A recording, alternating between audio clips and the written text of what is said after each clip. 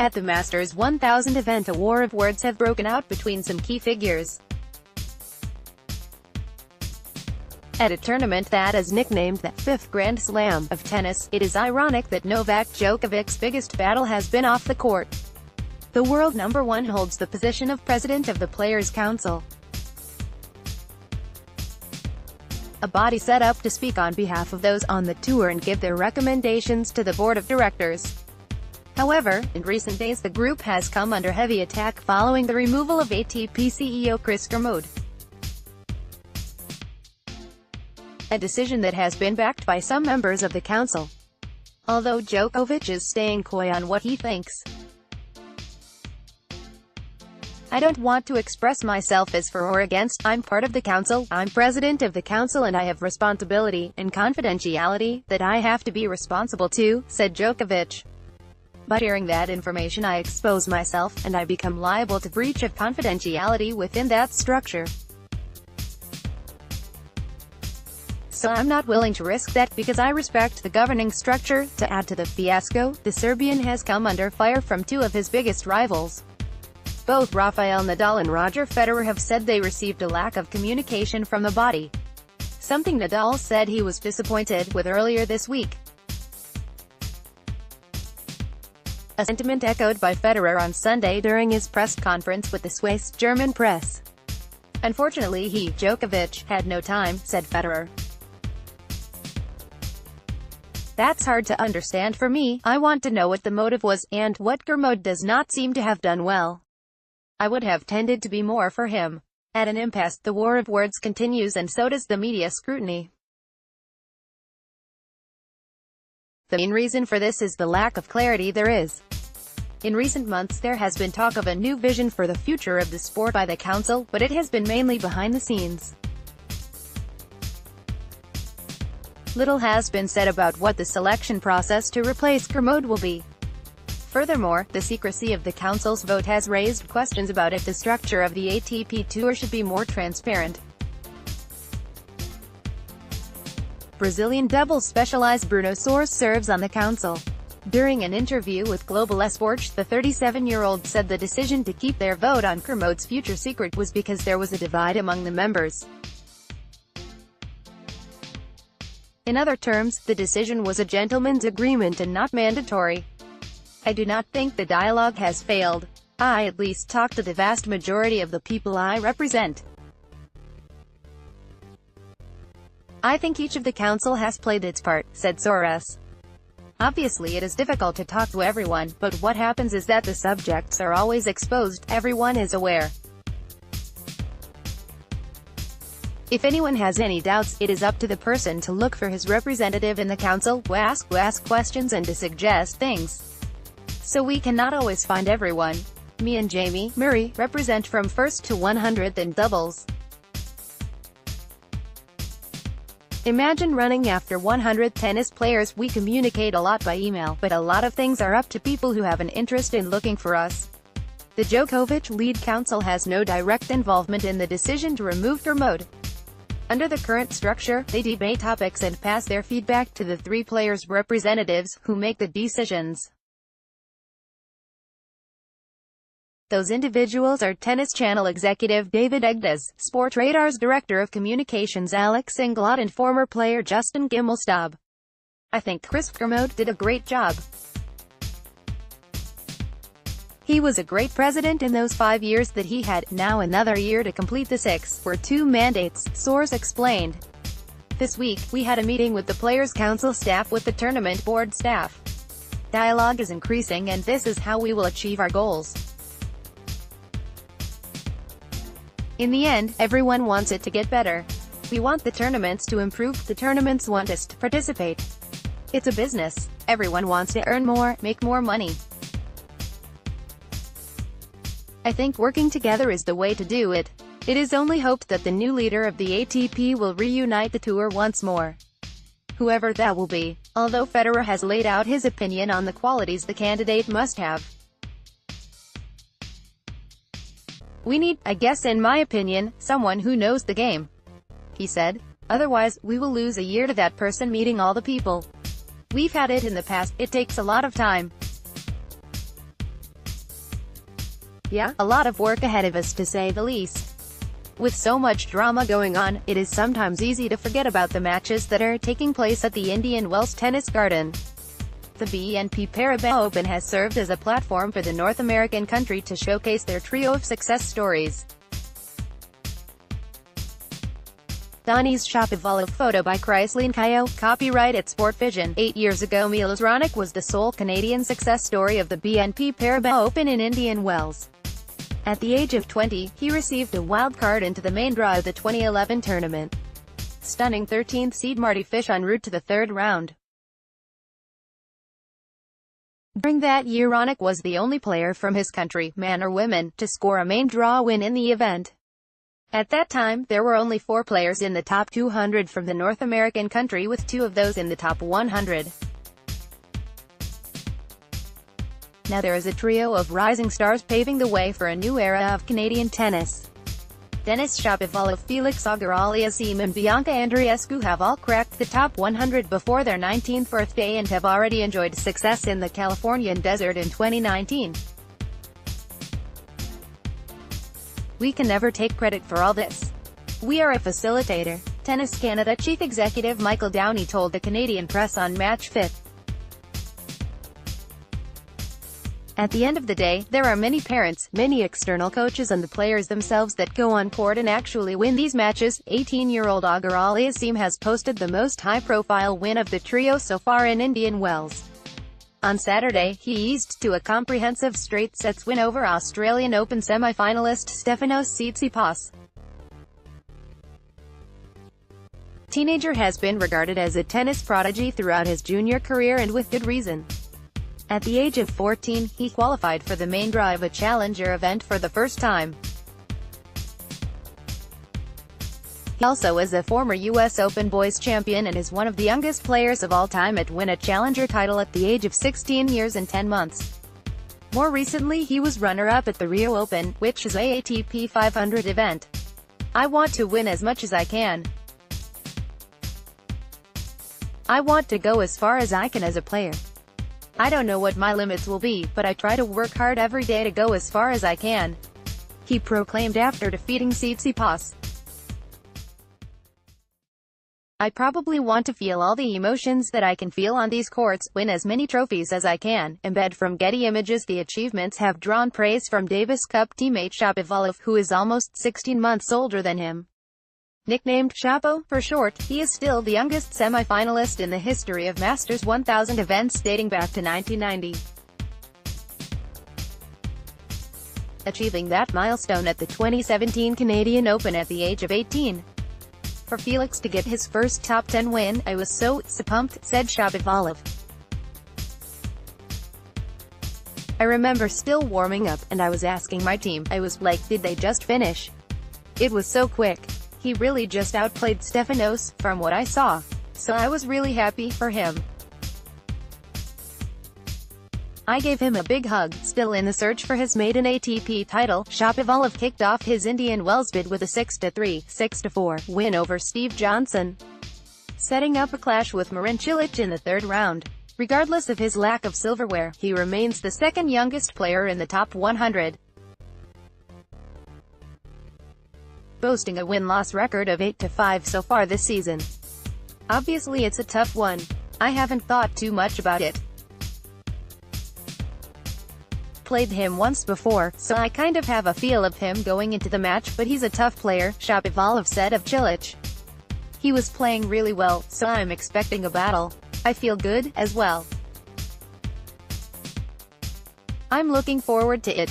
Andreescu making waves on the women's tour. Embed from Getty Images. 12 months ago Andreescu was playing in a series of ITF events in Japan with the dream of progressing to the main stage of the WTA Tour. Since then, she has played her first tour final in Auckland, clinched her first win over a top 10 player, Caroline Wozniacki, and rose to a current ranking high of 60th. If someone would have told me I would have gone to the fourth round of this tournament at the beginning of the year, I would have said, "You're crazy." The two-time junior Grand Slam doubles champion said about reaching the last 16 in Indian Wells.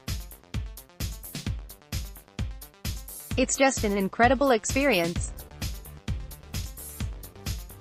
This is one of the best tournaments in the world, so I'm just really happy. Belonging to a trio of rising stars from the same country, a competitive rivalry is forming between them. Something that Andreescu hopes will propel them further up the ranks in the future. We're all killing it. It's great. We played so many junior tournaments together, and it's so nice to see each and every one of us at the top of our game at this stage in our life, only 18, 19, which is pretty incredible. She said, I think all that really contributes to our successes. We motivate each other. If one person does well, it's really nice to see. It isn't just each other they hope to inspire. A determined Shapovalov is aiming to create a domino effect to boost the popularity of tennis back in his home country.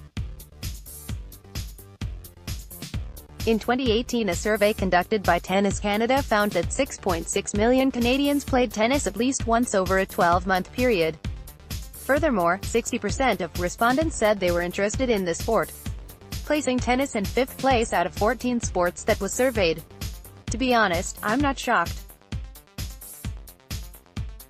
I was telling everybody, it's just a matter of time until Felix and Bianca show up, said Shapovalov. They both had unbelievable games in the juniors, and I grew up with both of them. So honestly, I knew the potential they have, and I knew it's just a matter of time until they are gonna have these big results. I'm really happy for them. They are both really good people, and hopefully we can just keep going like this to make tennis a really big sport in Canada. He added, whilst all is not perfect, it is clear that Canada is becoming a fierce tennis nation. A prospect that is exciting many in the sport. Monday's schedule will see the men's and women's number ones headline the evening session just as they did on Saturday. Naomi Osaka, photo by Chrysaline Kayo, copyright at Sport Vision. World number 1 Naomi Osaka is seeking her second straight title in the desert. This is the first time in her career that she looks to defend a title. On the men's side, the last year's champion is unfortunately absent, as Juan Martín del Potro is still ailing from a knee injury he suffered in the fall. But the men's number 1 is present, who is also the man who won the last 3 majors. Naomi Osaka, 1, versus Danielle Collins, 25, embed from Getty Images on Saturday. Osaka defeated Kiki Ladenovic, who had upset Naomi just a few weeks ago in Dubai. Collins, though, may prove to be a sterner test. It was at this tournament 1 year ago and the 25-year-old American first made an impression on the WTA Tour, with a surprise run to the round of 16 highlighted by a win over Madison Keys. Just 2 weeks later, she came through qualifying to make the semis in Miami, which included an upset over Venus Williams. And Collins started off 2019 by reaching her first major semi-final in Australia.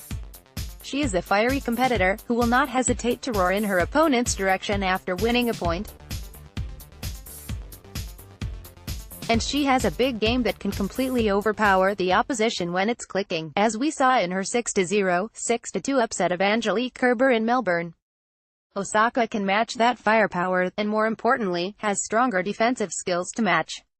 Their only previous meeting was last October in Beijing, where Osaka crushed Collins 6-1, 6-0.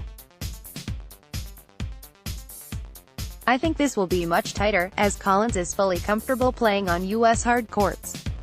I'm curious to see how Osaka deals with the pressure of defending this title, and without Sasha Bajan in her coaching box. Novak Djokovic, 1, versus Philip Kohlschreiber embed from Getty Images. These two last played in the same round of this same tournament 3 years ago, which saw Djokovic win 7-5, 7-5. Kohlschreiber had his chances in that match, but it never felt out of Novak's control. Overall, Djokovic has won 8 of their 9 career meetings, with Kohlschreiber's only victory coming at Roland Garros nearly 10 years ago. Their closest contest came in 2010 at Indian Wells, when Djokovic needed a third-set tiebreak to prevail. That's actually the only time Novak has dropped a set to Philip in the 5 times they've played on a hard court. The 35-year-old German has been a dependable top 50 player dating back for well over a decade. And he's capable of pushing top names, as we recently saw in Dubai when he forced a third set against Roger Federer. Djokovic did not play his best in his opening round against Bjorn Frantangelo, his first match since his Australian Open victory in January. But I would assume Novak will up his level here, and there's nothing in Cole Schreiber's game that should give Djokovic too much trouble. Other notable matches on day 8 embed from Getty Images. Venus Williams, coming off her emotional victory over Petra Kvitova, vs. Christina McHale, a fellow American. Sasha Zverev, 3, who had been battling a viral illness, vs.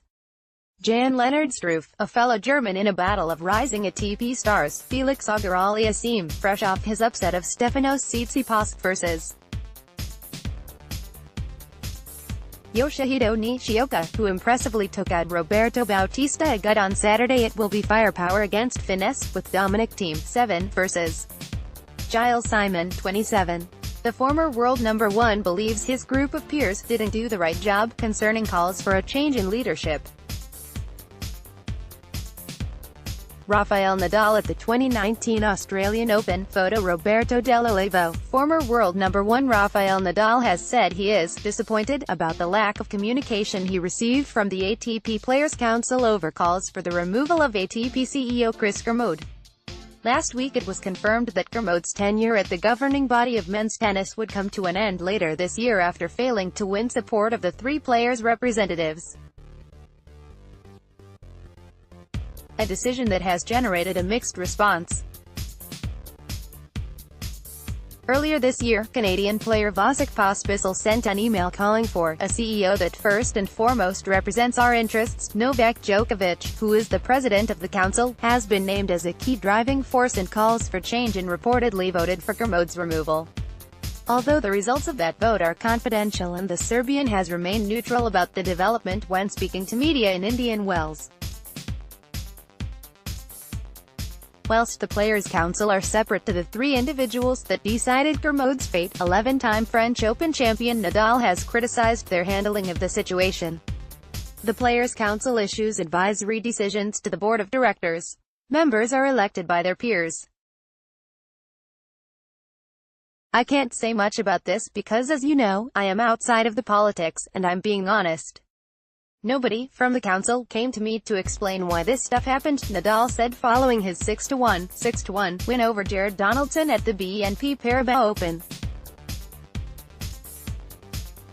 But at the same time, of course, I am disappointed that nobody came and explained why. What's the real reason of we don't have Chris continuing running our sport? Nadal is a vocal supporter of Kermode, who has held the CEO position since 2014.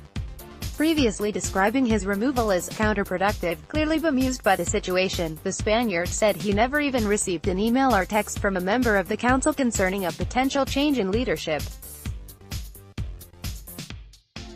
Normally, they have to ask the players about what they think to make a crucial decision like this one, and I really hope that they did with the rest of the players. If they did, it is great. It was not my case, he said. Nobody texted me to speak about or to ask me about what's my thoughts about that decision. Other players have also expressed their disappointment. 3-time Grand Slam champion Stan Wawrinka said he was really sad and disappointed about the situation. A sentiment echoed also by figures such as Nicholas Maheu, Leighton Hewitt, Magnus Norman and Thomas Johansson. Probably the guys who are running the council, they didn't do the right job, because when they are there, on the board, they are there representing us, so normally they have to ask what our opinion is. Not in every small decision, but in big decisions. In my opinion, this one was a big decision, stated Nadal. Kermode will continue his position as CEO until later this year when a replacement will be named. Who is on the player council? 1-50 singles, Kevin Anderson, Vice President. 1-50 singles, Robin Haas. 1-50 singles, John Isner. 1-50 singles, Sam Querrey. 51-100 singles, Yenhs Yuen Liu. 51-100 singles, Vasek Pospisil. 1-100 doubles, Jamie Murray. 1-100 doubles, Bruno Soares at large, Novak Djokovic, President at large, Sergei Stakhovsky. Coach, Daniel Valverde. Alumni, Colin Dowdeswell.